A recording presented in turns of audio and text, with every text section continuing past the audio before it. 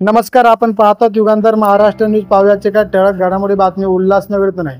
उल्हासनगरमध्ये नुकत्याच उद्घाटन झालेल्या नागरिक आरोग्यवर्धिनी केंद्राला पाण्याची गळती लागली आहे. 12 जुलै रोजी या नागरिक आरोग्यवर्धिनी केंद्राचे उद्घाटन आयुक्त आजिज शेख यांच्या हस्ते झाले होते. या नागरिक आरोग्यवर्धिनी केंद्रात रुग्णांना साचलेल्या पाण्यात उभं राहून उपचार घ्यावा लागत आहे. महापालिकेच्या सार्वजनिक बांधकाम विभागाचा निकृष्ट दर्जाच्या कामामुळे या केंद्राला गळती लागल्याचा आरोप समाजसेवक ॲडव्होकेट प्रशांत चंद्रशेखर यांनी केला आहे.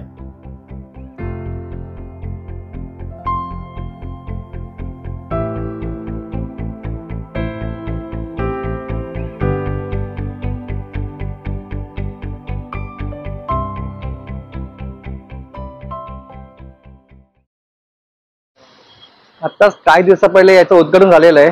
आता आमच्या माहितीप्रमाणे असे अजून उद्घाटन होणार आहेत. पण जे उद्घाटन केलेले सध्या त्यालाच गर्दी लागलेली आहे. आरोग्य केंद्र आपण गरीब नागरिकांसाठी केलेले आहे, परंतु आपण बघू शकतो त्याच्यावरती छत RCC असून त्याच्यावरती पत्रे पण आहेत, तरी ते लिकेज आहे.